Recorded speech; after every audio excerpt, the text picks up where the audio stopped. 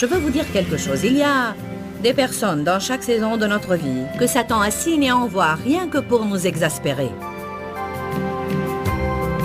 Ça peut être un voisin ou un collègue.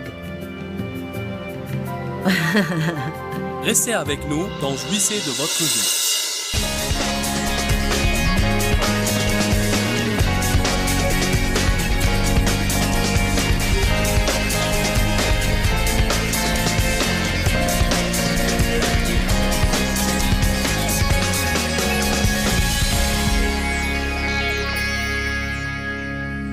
Est-ce que Satan a jamais embêté quelqu'un ici? Juste un petit peu, plusieurs fois par jour, n'est-ce pas? J'aimerais vous parler, au commencement de mon message, à propos des tactiques d'exaspération de Satan. Comment Satan essaye toujours de nous épuiser, de nous lasser, de nous affaiblir, de nous fatiguer, pour que nous lâchions et nous nous rendions. Peut-être vous avez lu ces versets ou peut-être vous ne les aviez jamais remarqués, mais ils confirment ce que je dis. Daniel 7, 25 dit « Il proférera des paroles contre le Très-Haut et mettra à l'épreuve les saints du Très-Haut. » Deux choses que Satan essaiera de faire. C'est proférer des paroles contre Dieu, dire des mensonges à propos de Dieu. Il ne t'aime pas, il ne te viendra pas en aide. Ou il entendait ce qu'il a dit pour tous sauf pour toi. Il essaiera toujours de vous épuiser. J'ai eu une de ces expériences épuisantes cet après-midi après la réunion matinale. Qu'est-ce qui s'est passé? Bien, on a été à un bon restaurant et tout était bien sauf que c'était horriblement lent. Ce qui n'est pas bon pour moi parce que il faut que je rentre pour étudier, j'aime prendre une petite sieste. Mais j'ai dû rester et dédicacer des livres, puis j'avais un rendez-vous d'affaires. Avez-vous jamais remarqué que quand on n'a pas beaucoup de temps, tout a l'air de prendre un temps fou? Tout était vraiment inhabituellement lent. Alors nous avons quitté et sommes rentrés à notre chambre d'hôtel. J'avais exactement 2 heures et j'allais passer 1 heure à étudier et 1 heure à me reposer. Mais nos clés ne voulaient plus fonctionner dans la chambre d'hôtel. Aucune clé ne marchait. Elle fonctionnait hier soir. Elle fonctionnait ce matin. Mais d'une manière ou d'une autre, ces hôtels aiment changer les serrures quand on sort. Et personne n'avait l'air de savoir ce qui se passait, mais on a dû attendre avant de rentrer. On est rentré dans la chambre et j'avais besoin d'eau chaude pour quelque chose, alors j'ai ouvert l'eau chaude dans l'évier. Et un peu plus tard, j'ai entendu ce qui m'a semblé être le son d'eau qui débordait. L'évier était bouché et l'eau débordait de l'évier sur le marbre, sur mes produits de beauté, sur mes brosses, sur toutes mes affaires et jusqu'à par terre. Alors j'ai dû essuyer le parterre et nettoyer mes affaires. J'ai fini avec mes études et je me suis étendue. Je suis un peu en retard, mais j'avais toujours 45 minutes pour me reposer. Je me suis étendue dans le lit et la sirène d'alarme a retenti dans l'hôtel.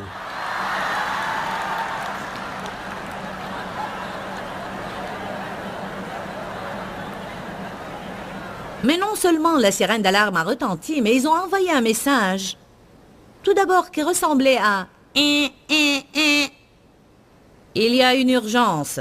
Il y a possibilité d'urgence à l'hôtel. Ne prenez pas les ascenseurs et n'utilisez pas les cages d'escalier. Nous allons nous assurer de cela et nous vous tiendrons au courant. Ne sortez pas dans les couloirs ou dans les cages d'escalier. Ça recommençait et recommençait et recommençait. Pour 30 minutes, nous avons entendu le même message exaspérant. C'est arrivé dans votre hôtel aussi? Et vous étiez dans un autre hôtel? Oh mon Dieu! Vous comprenez ce simple fait? Ma fille est en train de dire c'est arrivé dans notre hôtel aussi. Vous savez quoi? Ce genre de choses n'est pas accidentel. J'avais vraiment besoin d'une sieste. les tactiques éprouvantes de Satan. Il y a tellement de choses pareilles qui se passent dans nos vies.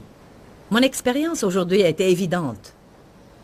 Mais il y a une chose que vous devez comprendre. Écoutez-moi bien, parce que pour certains d'entre vous, ceci peut être un des messages les plus importants que vous ayez entendus depuis longtemps. Je vais partager avec vous quelques expériences que j'ai vécues pendant les 18 mois passés, et c'est des expériences que je n'ai pas beaucoup partagées avec les autres. En réalité, j'ai subi une attaque et... Maintenant, je réalise que c'était juste après le début de mon apparition télévisée en Inde. Il faut que vous compreniez que quand vous avancez spécialement contre le royaume des ténèbres et vous faites quelque chose pour le royaume de Dieu, Satan n'aime pas ça. Amen. Chaque personne qui va achever ce qu'elle a commencé pour Dieu doit être prête à tenir bon, surtout durant les attaques qui vont sûrement venir. Une des choses que Satan essaye de faire est d'utiliser un principe appelé gradualisme pour nous éprouver. En d'autres termes, un peu par-ci, un peu par-là, un peu par-ci, un peu par-là, un petit mensonge, un autre petit mensonge, un autre petit mensonge, un autre petit mensonge, un autre petit mensonge. Parfois, c'est tellement graduel que vous ne réalisez même pas ce qui se passe. Et avant de vous en rendre compte, vous avez un problème et vous ne savez pas comment.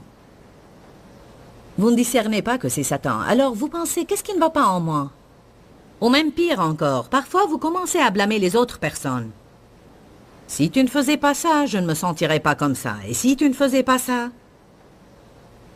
Parfois, les attaques de Satan arrivent soudainement, mais souvent, ils sont bien graduels et lents. Satan a un plan. Mais souvent, on ne le remarque pas parce qu'une grande partie de son plan, en fait, consiste à lasser les saints.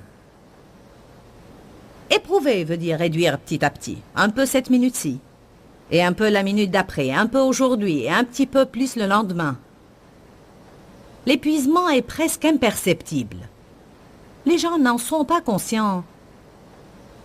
Et pourtant, le résultat final est là, vous êtes épuisé. Vous êtes maintenant prêt à tout quitter, prêt à vous rendre, à tout lâcher, et vous ne savez même pas comment vous en êtes arrivé là. Vous n'avez plus de force ni de vision, et c'est vraiment dur de ne pas avoir de vision. Écoutez-moi, nous devons avoir une vision pour l'avenir. Même si votre vision se limite à nettoyer votre armoire, il faut l'avoir. Il faut quelque chose vers lequel vous tendez. Nous sommes un peuple qui doit avoir une vision. Sans vision, le peuple dépérit. Ils n'ont plus rien qui les incite, rien vers lequel ils tendent.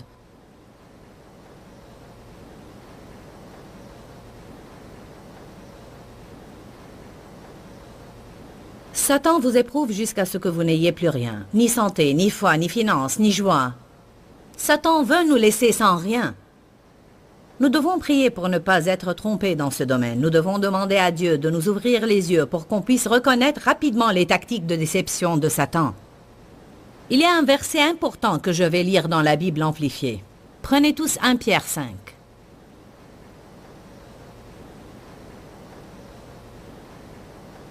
J'ai repéré ce verset au début de mon cheminement avec Dieu. Il m'a aidé souvent dans ma vie et je prie que si vous n'avez jamais lu ce verset, qu'il soit imprégné dans votre vie. Et si vous n'avez pas la Bible amplifiée, la Bible que vous avez entre vos mains aura ce verset traduit un petit peu différemment. Alors écoutez-moi. 1 Pierre 5,8. Soyez bien équilibrés, tempérés et sobres. Soyez vigilants et attentifs en tout temps. En tout temps, pas de temps en temps, mais en tout temps. Car votre parti adverse, le diable, rôde tout comme un lion, affamé et rugissant, cherchant quelqu'un qu'il pourra dévorer. Bien. Ceci me confirme que le diable ne peut pas dévorer n'importe qui. Il cherche quelqu'un qu'il pourra tromper et leurrer. Nous permettons à Satan de le faire par notre manque de connaissances. Et souvent par notre paresse. Parfois, nous endurons Satan plus longuement que nous devrions.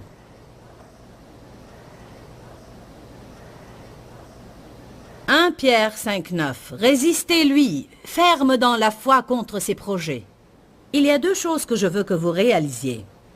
Le manque d'équilibre ouvre une porte à Satan pour vous attaquer dans votre vie. Et aussi, quand est-ce qu'on est supposé résister à Satan? La Bible dit résistez-lui d'emblée.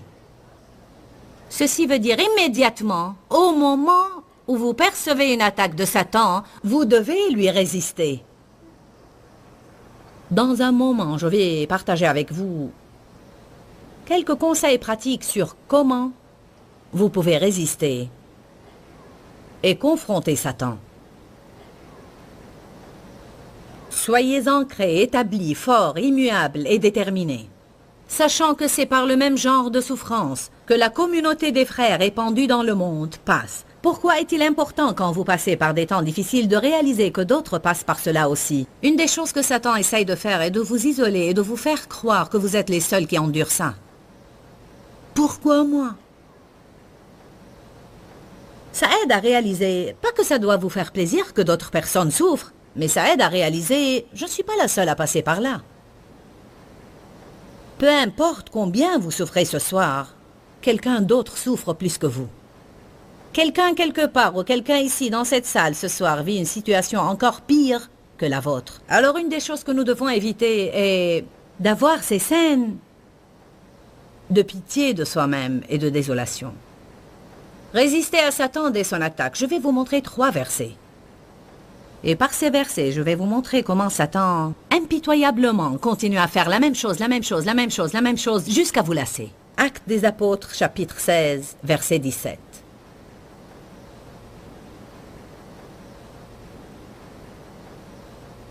Acte 16, on va lire à partir du verset 16. Quand est-ce que Satan vous attaque? Quand vous essayez de faire quelque chose de bon. Satan vous attaquera quand vous faites quelque chose de bon et quand vous faites quelque chose de mauvais.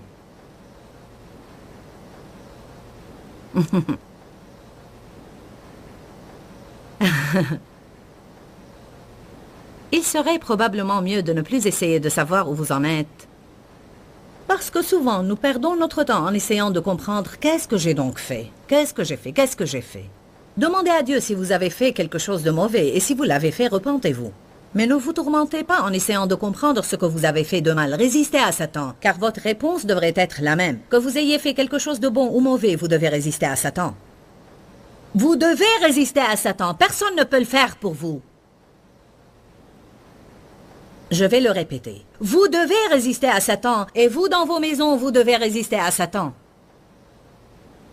Vous qui écoutez à la radio et où que vous soyez, vous devez résister à Satan. Il y a un temps dans notre vie où nous devons faire face à Satan par nous-mêmes et non pas recourir à quelqu'un pour vous débarrasser de lui.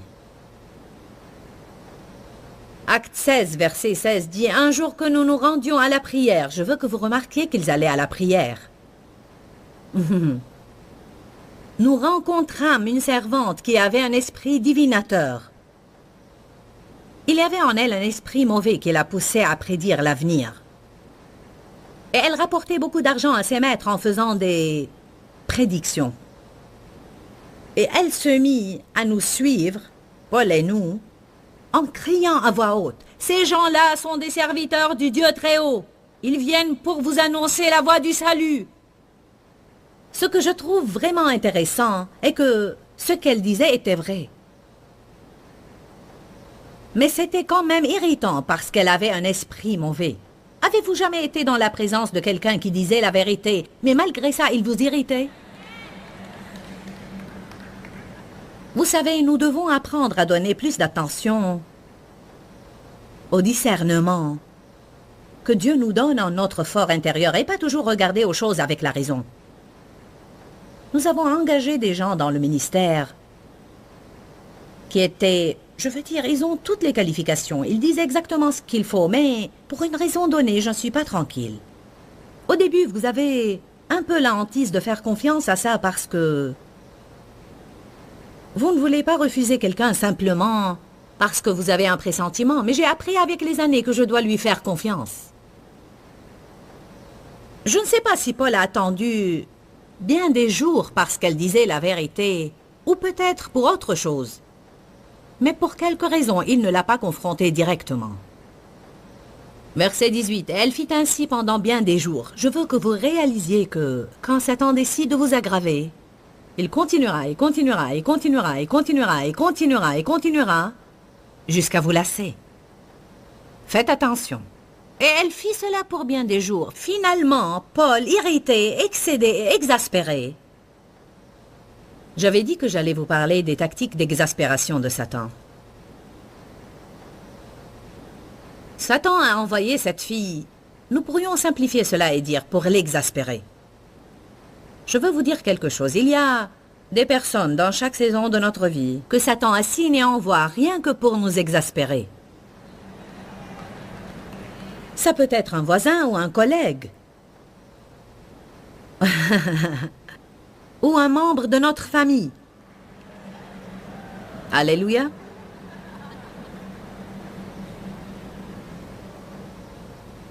Le but de Satan, c'est de nous exténuer, mais je crois que souvent Dieu permet cela parce que c'est à travers ces expériences que nous développons un caractère divin. Comment allons-nous jamais apprendre à aimer les personnes non aimables si nous ne les avons jamais autour de nous?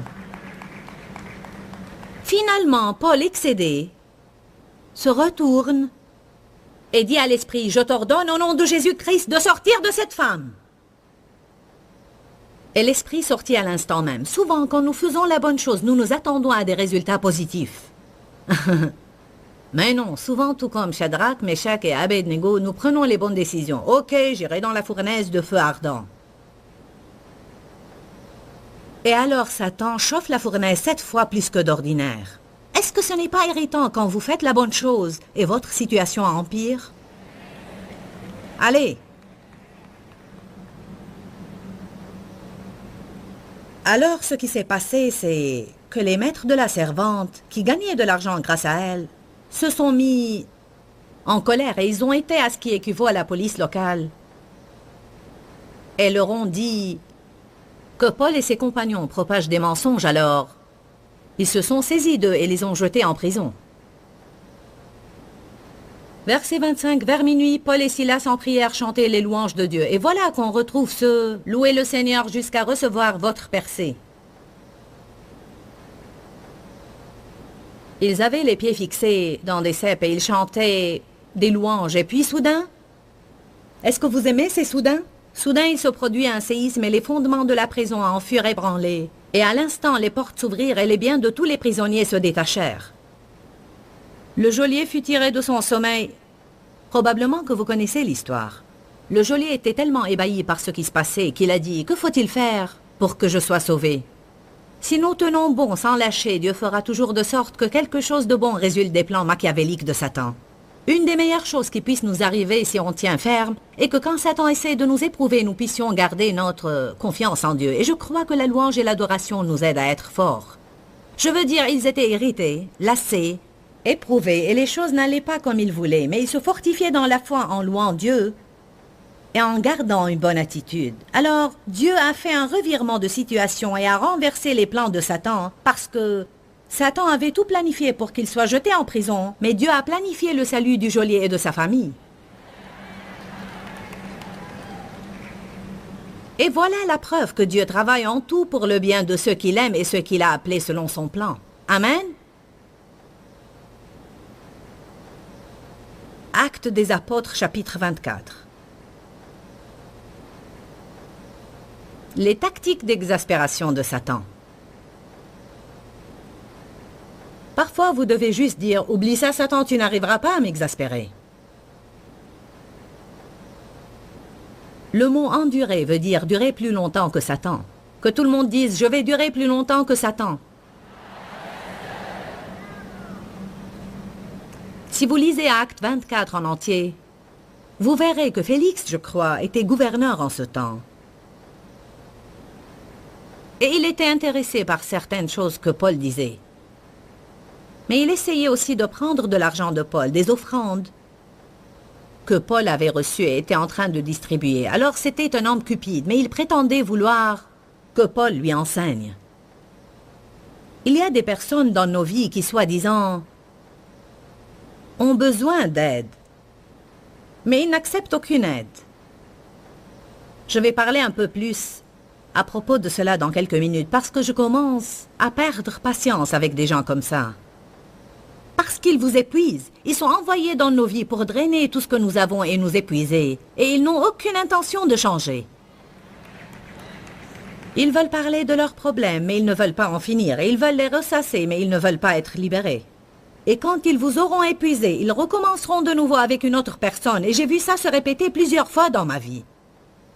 Il faut qu'on devienne un peu plus discernant parce que Satan se sert de notre amour pour Dieu et de notre désir d'aider les gens et d'être utilisé par Dieu. Souvent, nous nous sentons coupables si on dit à quelqu'un « Tu sais quoi, tu ne veux vraiment pas d'aide, tu es juste en train de m'utiliser. » Alors pourquoi tu ne ferais pas ce que tu veux? Et si jamais tu te retrouvais à un point où tu voudras vraiment de l'aide, alors reviens. Mais non, nous pensons « Je ne peux pas faire ça, ça ne serait pas bien, ça ne serait pas miséricordieux, Jésus n'aurait pas fait ça. » Jésus a dit à l'homme paralysé depuis 38 ans et qui était couché près de la piscine de Bethsaïda, « Veux-tu vraiment être guéri? » Depuis quand es-tu dans cet état? Ça fait 38 ans que je suis là en attendant que quelqu'un me mette dans la piscine, mais chaque fois que j'essaye d'y aller, un autre y descend avant moi. Alors Jésus lui dit, « Est-ce que tu veux réellement guérir? Lève-toi! Lève-toi! Allez, je t'aiderai, mais fais quelque chose pour toi-même aussi. Ne reste pas là à m'épuiser alors que tu ne veux que rester là à te lamenter. » J'ai maintenant en tête une personne avec qui j'ai travaillé d'une manière incontinue pour plus de 20 ans. Le diable cherche indéniablement à nous épuiser, mais nous pouvons lui résister par le pouvoir de la prière. Dites-moi, est-ce que vous avez pris des notes aujourd'hui? Une des meilleures façons de profiter au maximum des enseignements que vous entendez quand vous regardez mon programme est d'avoir un crayon, un cahier de notes et votre Bible, et les choses qui réellement parlent à votre cœur, les phrases clés ou les écritures, notez-les simplement pour que vous puissiez continuer votre étude dans votre temps de prière. Le plus d'attention on donne à la vérité qu'on entend, et plus elle devient réalité dans notre vie. Ceci est juste une des façons que je peux vous encourager à faire pour que vous puissiez profiter au maximum de ces programmes. Prenez l'habitude de prendre des notes, notez les écritures, et puis cherchez-les dans vos Bibles par vous-même plus tard. Nous voulons vraiment que vous ayez une vie de prière puissante.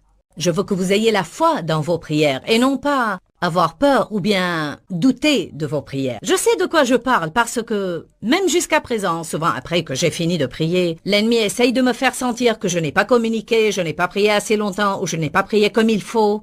Et j'ai toujours à me rappeler de libérer ma foi dans mes prières et me rappeler que mes prières n'ont pas à être éloquentes ou longues. Il faut simplement qu'elles soient sincères. Dis-leur que je les aime. Dans ce livret, Joyce Meyer donne une révélation de l'amour de Dieu pour nous. Pour obtenir ce livret gratuitement, écrivez-nous à Joyce Meyer, boîte postale 40095-6300, Larnaca, Chypre. Ou bien visitez notre site web www.joycemeyer.org/fr.